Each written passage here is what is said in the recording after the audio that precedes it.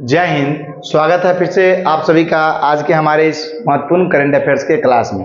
और जैसा कि आप जानते हैं कि ये दरोगा का सीरीज चल रहा है, तो हम आपको बता दें कि करंट अफेयर्स का जो क्लास है, इससे पहले हमने कई क्लासों को करवा दिया है और कंटिन्यू क्लास नहीं जा पाता है। इसका कारण एकमात्र यही है कि बरसात का मौसम है और जिस एरिया में है वो पूरा रूरल एरिया है। इस वजह से क्या होता है कि यहाँ बिजली चली जाती है और बिजली जब चली जाती है तो जल्दी आ नहीं पाती है, तो इस वजह से प्रॉब्लम हो जाता है, तो इसलिए वीडियो नहीं जा पाता है। तो जब जब बिजली आ जाती है तो हम क्लास आपको डाल ही देते हैं और ऐसे रेगुलर ही क्लास जाएगा, बस कुछ दिनों का है, आपका क्लास जाते रहेगा और हम कोशिश करते हैं जैसे ही बिजली आती है आपका वीडियो बना देने का, समझे। और सबसे बड़ा परेशानी तो ये होता है कि हमको इसको बोर्ड पर लिख किया तब बताना होता है। चलिए अब हम आगे बात करते हैं। जिस दिन मेरे पास स्मार्ट बोर्ड हो जाएगा, डिजिटल बोर्ड, तो ये झंझट ही खत्म हो जाएगा। अगर हम आगे बात करते हैं तो देखिए आज का फिर से आपका टॉपिक क्या है, राष्ट्रीय पुरस्कार। आपका ये बहुत लंबा चैप्टर है इसलिए खत्म नहीं अभी हो रहा है, ये चलेगा एक दो दिन और। तो अगर हम बात करते हैं राष्ट्रीय पुरस्कार का, तो देखिए क्या है, यहाँ पे है 65वां रेमन मैग्सेसे पुरस्कार। तो 65वां जो रेमन मैग्सेसे पुरस्कार है 2023 का, ये टोटल 4 लोग और संस्था को मिलाकर दिया गया है। मतलब 4 संस्था, लोग और संस्था को मिलाकर टोटल कितने हैं, 4। ये 4 को दिया गया है, जिसमें से अगर हम बात करते हैं तो 2 आपके लिए काफी इंपॉर्टेंट है, जिससे सवाल आपके एग्जाम में बन सकते हैं। आप कहिएगा सर बाकी 2, तो बाकी 2 उतना इंपॉर्टेंट नहीं है। इसका कारण ये है कि देखो, दरोगा चाहे बिहार का कोई भी एग्जाम होता है तो ज्यादातर वो चुनिंदा मतलब इंपॉर्टेंट को लेते हैं। आप कहिएगा ऐसा क्यों होता है, तो ऐसा इसलिए होता है क्योंकि दरोगा है या बीपीएससी हो, इसका एग्जाम एक ही दिन होता है, तो एक ही दिन में से वो कितना सवाल बना पाएगा। तो इस वजह से होता क्या है कि जो इंपॉर्टेंट होता है किसी चीज से उसको ले लिया जाता है, समझे। वही आप देखिएगा रेलवे का एसएससी का एग्जाम, तो उसमें शिफ्ट वाइज एग्जाम होता है, तो कई शिफ्टों में एग्जाम चला जाता है। तो उसमें करंट अफेयर्स बाद में जिन लड़कों का एग्जाम होता है, चाहे कोई भी क्वेश्चन भास्ट आने लगता है, इनका तो एक दिन का एग्जाम होता है, तो ये क्वेश्चन उतना हाई लेवल के सेट नहीं करते हैं, अच्छे लेवल से ही सेट कर देते हैं, खासकर करंट अफेयर्स वगैरह का। तो उसी हिसाब से अगर हम बात करते हैं कि सर इस बार रेमन मैग्सेसे से क्या आने का चांसेस है, तो इसमें 2 लोगों से आने का बड़ा चांसेस है। देखिए कौन, एक व्यक्ति हैं कोरबी रक्षंद। कौन है, कोरबी रक्षंद, ये बांग्लादेश के हैं। कोरबी रक्षंद की बात करते हैं, हाल ही के दिनों में आप देख रहे हैं कि बांग्लादेश में अब सैनिक शासन हो सकता है, लग जाएगा। वहाँ की जो पीएम थी शेख हसीना, वो वहाँ से भाग गई। शेख हसीना के बेड पे जाके वहाँ के लोग दारू या शराब पी रहा है, सेल्फी डाल रहा है कि नहीं। तो कहीं ना कहीं अच्छी स्थिति नहीं है, क्योंकि समझिए कि जब भी पड़ोस में आग लग जाए तो उसका प्रभाव हमारे घर पर भी पड़ता है। तो ये बांग्लादेश के लिए सही नहीं है और कहीं ना कहीं भारत के लिए भी अच्छा नहीं है, क्योंकि वहाँ पे बहुत सारा ऐसा ही वीडियो वायरल होता है जिसमें हिंदू लड़कियों को या हिंदू लोगों को सताया भी जा रहा है। तो अब क्या कीजिएगा, क्योंकि ये तो हम लोग के हाथ का मामला है नहीं, ये तो सरकार का है। तो अगर हम बात करते हैं कोरबी रक्षंद जो बांग्लादेश के हैं, तो अगर हम बात करते हैं तो इनको क्यों रेमन मैग्सेसे पुरस्कार मिला है, तो इनको मिला शिक्षा और गरीबी को इन्होंने दूर करने का काम किया और काफी अच्छा इनमें इनका प्रयास रहा, तो इस वजह से ये पुरस्कार मिला है। और हम बता दें आपको रेमन मैग्सेसे पुरस्कार के बारे में, तो यह एशिया का नोबेल पुरस्कार माना जाता है, इस बात को आप ध्यान में रखिएगा। नेक्स्ट अगर हम बात करते हैं डॉक्टर रवि कन्नन आर जो है, ये हमारे भारत के हैं और इन्हें भी यह पुरस्कार मिला है। तो ये सबसे ज्यादा आपका वीवीआई हो जाता है, क्योंकि ये हमारे इंडियन है, इस वजह से ये काफी इंपॉर्टेंट है। इनको क्यों मिला है, तो समग्र स्वास्थ्य देखभाल के लिए, मतलब लोगों को किस तरह का स्वास्थ्य है इसको देखभाल करने के लिए इनको यह पुरस्कार दिया गया है। तो अगर हम बात करते हैं तो ये 2 व्यक्ति आपके लिए काफी महत्वपूर्ण है, इस वजह से इसको याद रखिएगा। और किस चीज के लिए मिला ये भी आप याद रखिएगा। बाकी एक संस्था है जिसे मिला है और बाकी एक और लोग है, तो वो विदेशी है, तो वो इंपॉर्टेंट नहीं है। ये 2 काफी इंपॉर्टेंट है, इसको आप ध्यान में जरूर रखिएगा, हम आपसे यही आशा करते हैं। अगर इसकी हम बात करते हैं तो इसको आप याद रखिएगा, इसको हम याद दिलाते हैं, रबिया रक्षा। क्या रखिएगा, रवि की रक्षा करो। क्या करो, रवि की रक्षा करो। तो रवि से रवि कन्नन याद रहेगा और रक्षा से क्या याद रखेगा, रक्षा से याद रखिएगा कोरबी रक्षण।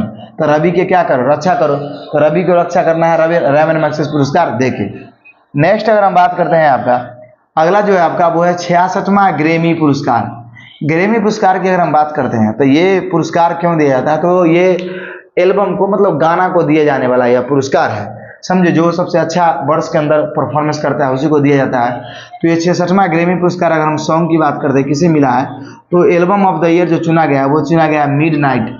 और इसके मतलब जो है टेलर स्विफ्ट इसके मतलब ये है। तो अगर हम बात करते हैं तो मिडनाइट ये जो है सॉन्ग है उसे दिया गया है, और इसके राइटर या गायक जो है वह टेलर स्विफ्ट, इस बात को आप ध्यान में रखिएगा।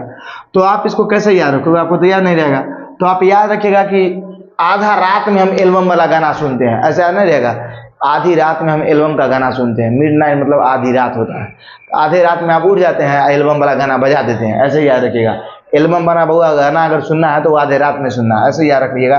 तो मिडनाइट आप गाना कब सुनिएगा, आधी रात में, मतलब midnight album of the year चुना गया है तो ग्रैमी पुरस्कार में। आशा करते हैं आपको समझ में आया होगा। नेक्स्ट हम बात करते हैं 69वां फिल्म फेयर पुरस्कार है। तो जो 69वां फिल्म फेयर पुरस्कार है ये दिया गया है, ये देखिए इसमें सभी के सभी इंपॉर्टेंट हैं, तो इसको आप कैसे याद रखिएगा। ये में सर्वश्रेष्ठ फिल्म की अगर हम बात करते हैं तो 12th फेल सिनेमा है, और ये ऐसा मिलना भी चाहिए क्योंकि ये सिनेमा भी उस हद तक है जो पुरस्कार के काबिल है, 12th फेल। अगर आपने नहीं सिनेमा देखा तो एक बार जरूर देखिएगा, क्योंकि इससे आपको बहुत बड़ा मोटिवेशन भी मिलेगा। और ऐसा नहीं कि आप अभी तक नहीं देखे होंगे, अगर आप नहीं देखे होंगे तो समझिए स्टूडेंट लाइफ में आप बेकार है। नेक्स्ट अगर हम बात करते हैं, अगला क्वेश्चन है सर्वश्रेष्ठ निर्देशक। तो यही 12th फेल के ही हैं, विद्यु विनोद चोपड़ा, है कि नहीं। इनका इंटरव्यू भी आप देखे होंगे, इनको तो बहुत सारे लोग पहचान भी गए, पहले पहचानते भी नहीं है।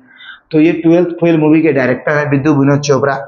नेक्स्ट अगर बात करते हैं, आपको ये भी पूछा जा सकता है कि 12th फेल मूवी में, 12th मतलब फेल मूवी में अभिनेता का अभिनय किसने किया है, तो विक्रांत सैनी ने इसमें हीरो का रोल किया है, और उसके बाद हीरोइन का नाम हमको याद नहीं आ रहा है उनका, समझे।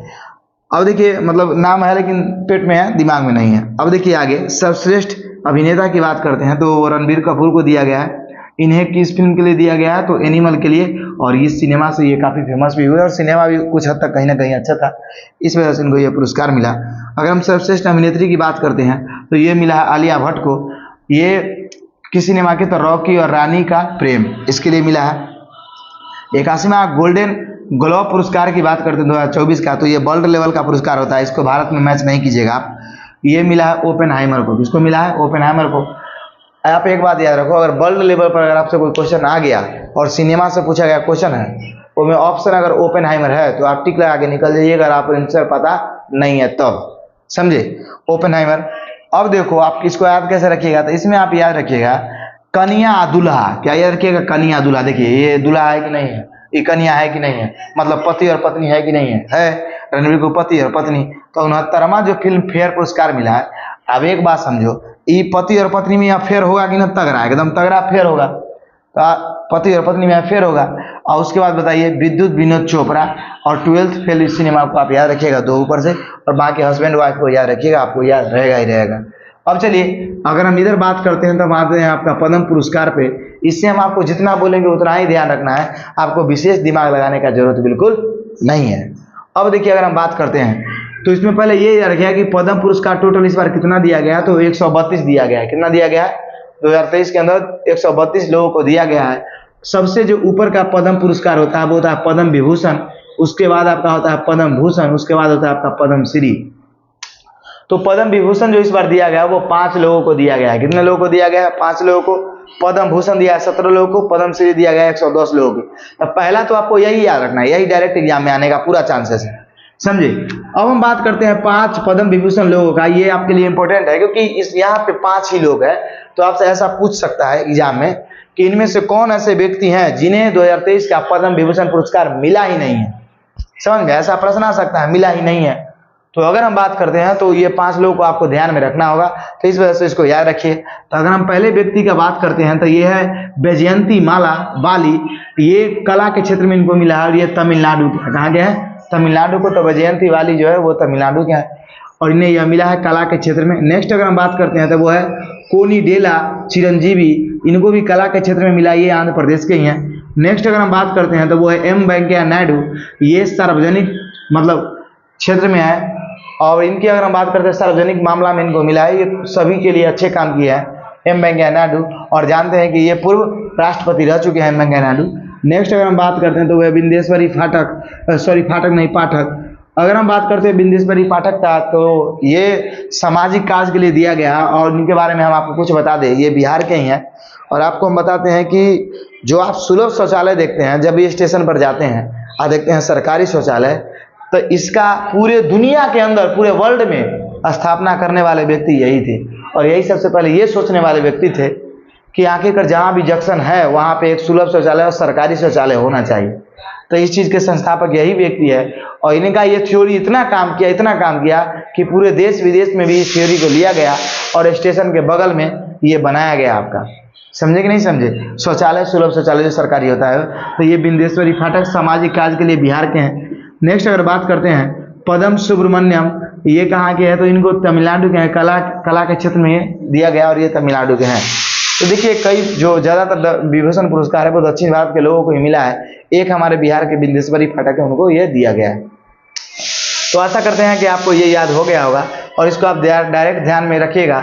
अगर हम बात करते हैं तो इसका हम ट्रिक भी आपको बता सकते हैं, लेकिन आप दो व्यक्ति का नाम याद करिए लीजिएगा। एम वेंकैया नायडू तो फेमस इंसान है, बिंदेश्वरी पाठक तो आपको बिहार के अंदर याद होएगा, बी से बिहार है, बी से बिंदेश्वरी पाठक। उसके बाद अगर हम बात करते हैं पदम सुब्रमण्यम का, उसका चिरंजीवी का और बाली का। तो एक बात समझो, दक्षिण भारत का हीरो चिरंजीवी है कि नहीं है? बताइए, सिंपल है ना, चिरंजीवी है। और उसके बाद देखिए सुब्रमण्यम वगैरह जो नाम होता है वो दक्षिण भारत के लोगों का होता है। और यहाँ पे वैजयंती माला, तो वैजयंती माला भी नाम से ही लग रहा है क्या? तो वो कहीं ना कहीं कहाँ क्या दक्षिण भारत के लोग, तो इनके नाम से ही आप पकड़ लीजिएगा, है कि नहीं? तो ऐसा करते हैं आपको ये समझ में आया गया होगा, और ये पांचों लोग आपके दिमाग में सिर्फ रहना चाहिए, क्योंकि ऐसा पूछा जाता है इनमें से कौन ऐसे लोग हैं जिसे नहीं मिला है। तो आप ऑप्शन में आपको छांटने में आसानी होगा, नाम याद रहेगा तब। नेक्स्ट अगर हम बात करते हैं 75वां एमी अवार्ड का, तो ये देखिए ये बेस्ट कॉमेडी सीरीज का जो अवार्ड मिला है वो द बियर को मिला है। ये पूछने का चांसेस कम है, लेकिन आप याद करके जाइए, ये ऊपर वाला पूछ सकता है आपसे। अगर हम बेस्ट एक्टर की बात करते हैं, बगल में खाना बन रहा है तो कुकर है, तो बार बार सीटी मार रहा है, बुला रहा है हमको, तो उसको भी हम बोल दिए हैं कि रुको थोड़ा देर, अभी पढ़ा रहे हैं। अगर हम बात करते हैं बेस्ट कॉमेडी सीरीज का, तो इसमें द बियर को मिला है। अगर हम बेस्ट एक्टर कॉमेडी का बात करते हैं तो ये जेरमी एलन को मिला है, और ये द बियर सिनेमा के ही क्या है, हीरो हैं। बेस्ट ड्रामा सीरीज की बात करते हैं तो सक्सेशन को मिला है। तो ये तीनों आप याद रखिएगा, समझे? तो अगर हम बात करते हैं तो यहाँ से आपके प्रश्न एक दो लड़ने का पूरा चांसेस है, तो आप इस वीडियो को इग्नोर नहीं कर सकते हैं। और एक बात और, अगर आप दरोगा की तैयारी कर रहे हैं तो प्ले लिस्ट हम स्पेशल बना दिए है, आज से नहीं, आप बहुत पीछे पड़ गए हैं, बहुत सारे लोग क्लास कर रहे हैं हमारे वीडियो से, तो आप जाइए और शुरू से क्लास देखिए। करीब 30-32 क्लास अभी तक हो गया है दरोगा के लिए, खासकर जो अपकमिंग वैकेंसी आने वाला है उसके लिए स्पेशल प्ले लिस्ट बनाया हुआ है। तो आप जाइए और देखिए। और हम आपसे एक और बात कहना चाहेंगे, बहुत सारे लोग पूछते हैं कि आप सर पढ़ाते हैं उससे आएगा कि नहीं आएगा, तो आप ऐसा सवाल क्यों पूछते हैं? 1275 में 14 करंट अफेयर्स पूछा गया था, उसमें 12 करंट अफेयर्स मेरे वीडियो से था, और सिर्फ ज़्यादा वीडियो नहीं, 20-20 मिनट का 15-15 मिनट का वीडियो बनता है मेरा, और सिर्फ हम 35 वीडियो बनाए थे, उसी से क्वेश्चन आया था, है कि नहीं? आपको विश्वास नहीं है तो एक वीडियो तो हम ऐसा ही बनाए कि कौन कौन क्वेश्चन हमारे कौन वीडियो से आया, तो उसको जाके देखिए। अगर आपको बिलीव नहीं है तो आप विश्वास करके हमसे क्लास कीजिए, समझे? और जब दरोगा का वैकेंसी आ जाएगा उसके बाद देखिएगा कि कितना लोग हम पे विश्वास करने लगता है, तब आपको पता चल जाएगा। तो एक बार आप इसका स्क्रीनशॉट ले लीजिए, उसके बाद हम आगे बात करते हैं। तो आशा करते हैं कि आपको ये क्लास हमारा अच्छा लगा होगा। तो चलिए अब हम आपसे मिलते हैं अगली क्लास में, तब तक के लिए जय हिंद, जय भारत।